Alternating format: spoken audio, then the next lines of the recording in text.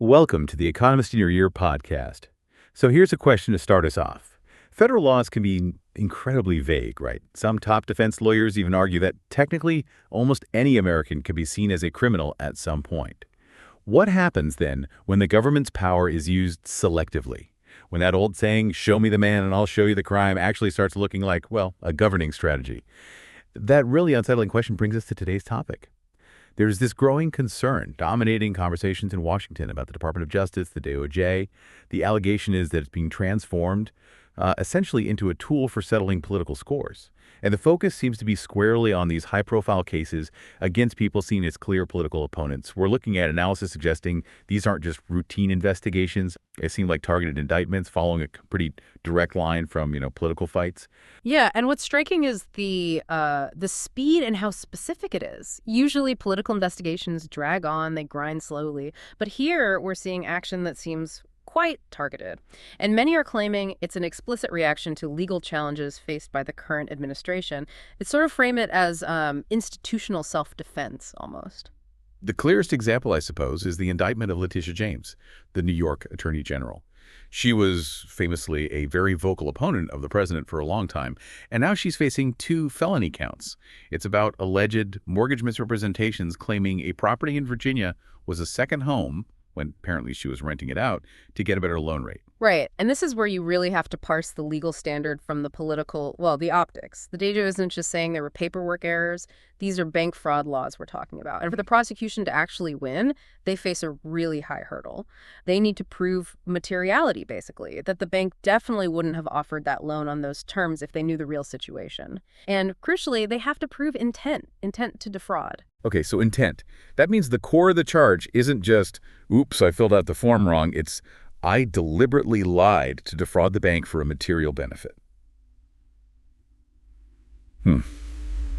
That sounds like a tough case to make stick, legally speaking, even setting aside the politics of who the defendant is. Oh, it's extremely difficult. Proving what someone intended beyond a reasonable doubt, rather than just being careless or maybe, misinformed, that takes really strong evidence. And that difficulty is precisely why critics argue these kinds of indictments might function less as serious criminal prosecutions and more like nuisance lawsuits. They drain money, they dominate the news cycle, they effectively sideline political opponents, even if they ultimately don't lead to a conviction. And we see a kind of similar pattern, perhaps, with the charges against James Comey, the former FBI director. Perjury and obstruction charges there. He's another figure who clashed very publicly with the administration. When you see these cases grouped together like this, it makes it harder to just see them as, neutral DOJ business. Absolutely. And if you look at let's say, the justification offered, the administration's sort of defense for what some call this revenge tour, it basically boils down to Democrats started it. They point back to the previous indictments and civil suits against the president himself, suits which, his supporters often claim were based on shaky or speculative legal ideas. And the rhetoric around this has been building for years, hasn't it? Miss James herself, back in 2018 when campaigning, she famously promised to be a real pain in his ass. And said, he's going to know my name personally. So the political motivation on both sides here, it's been pretty overt. But it's not just about who gets investigated, is it? This idea of politicizing justice, it's also about who doesn't.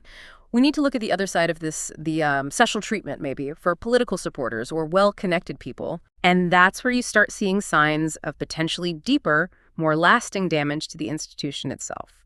It moves beyond just political drama. I mean, the most striking example was the use of the clemency power right at the start. Think about it. January 20th, 2025, day 1. A new term begins, and there are mass pardons issued for almost everyone convicted for the January 6th Capitol storming. Okay, now, the Constitution gives the president huge power on pardons. Legally, that seems pretty clear. But what's the risk? What's the systemic problem with using that power so broadly, so immediately? The risk is moral hazard. That's the key thing, distinct from the legality. Historically, presidents tended to use this power cautiously, often at the end of their terms. Think Bill Clinton pardoning Mark Rich or Joe Biden granting clemency late in his term. They understood the political heat that comes with pardons. They often waited. Using it on day 1 like this, it just wipes out that political calculation, that fear of blowback.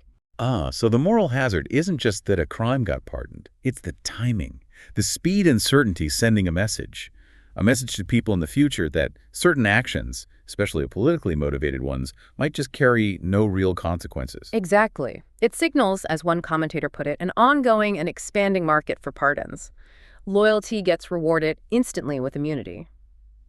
And think about the effect on enforcement. It really discourages anti-corruption efforts. Why would a prosecutor spend years building a complex case if they suspect it'll just be wiped away on day one of a new term? It sets a tone from the very top.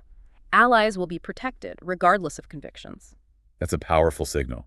Systemic impunity, really, undermining the whole idea of enforcement. And this signal seems reinforced by specific examples of leniency in other cases, too. Yes, we've seen quite a few high-profile dismissals. The corruption case against New York Mayor Eric Adams, for instance, was dropped pretty early on. Investigations have been closed, too, like the probe into Tom Homan, the former border czars. And there are reports of cases involving clients of Brad Bondi, who, is the Attorney General's brother, being quietly dropped. And this leniency apparently extends to financial donors, too. That seems to be the pattern, yes. Convictions expunged, prison sentences avoided for several donors. There's mention of a former boss of Fatburger, the son of someone who donated $1 million for a Mar-a-Lago dinner. It certainly creates an appearance, at least, of a two-tiered system.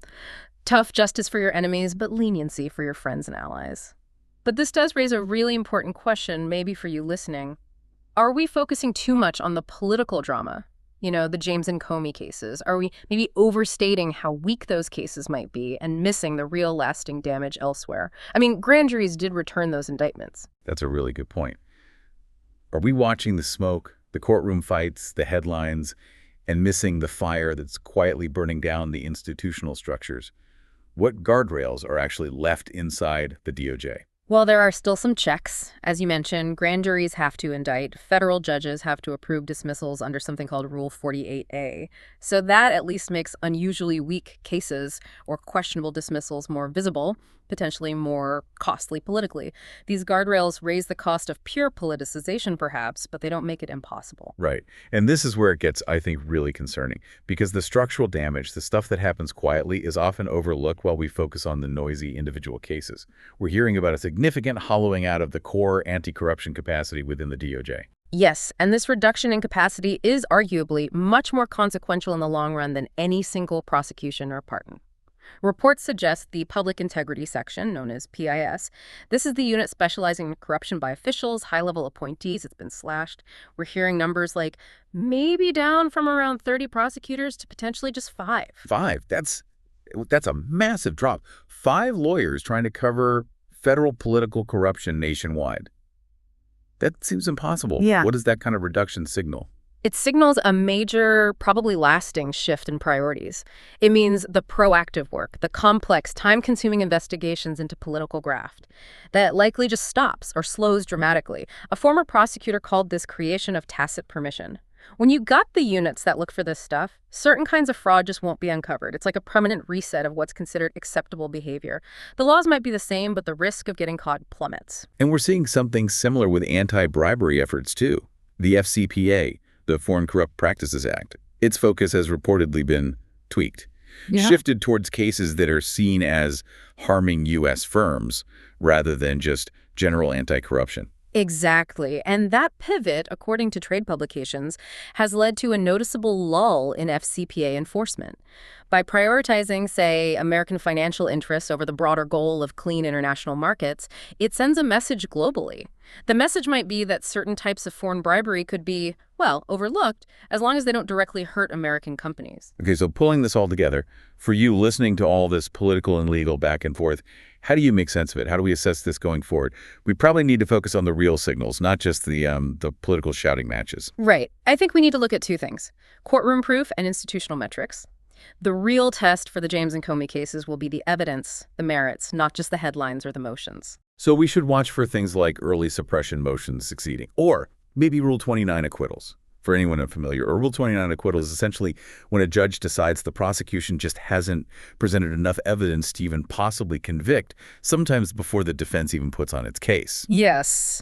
If those high-profile prosecutions fail to secure convictions, if they can't prove that intent and materiality beyond a reasonable doubt, it would lend a lot of weight to the argument that they were primarily political nuisance lawsuits. Even if they lose in court, the political aim of tying up opponents, draining their resources, keeping them under a cloud of suspicion, that might still be achieved. And then on the institutional side, the measure isn't just convictions, it's activity, throughput. You're saying track the public integrity and FCPA numbers, charging volumes, settlements, staffing levels over the next, say, 6 months. If those numbers keep falling, it confirms that de-emphasis is real. It's structural. It means the capacity to fight corruption really has been degraded long term. Precisely. And ultimately, the biggest worry stemming from all this is the potential for a lasting cycle of reprisal. If one administration uses the DOJ aggressively against its perceived enemies, what stops the next administration from the other party from doing exactly the same thing? They might feel they have to. Pardoning allies convicted under the previous administration and then launching investigations into that administration's allies. That's a pretty grim outlook, a potential downward spiral where the DOJ's independence just keeps eroding with each change in power. A real ceasefire, as you put it, might only happen when both political sides feel the sting so much that the current way of operating just becomes unsustainable for everyone. A sobering thought indeed. Thanks for listening. Follow us for daily insights into world affairs, and don't forget to like, comment, and share.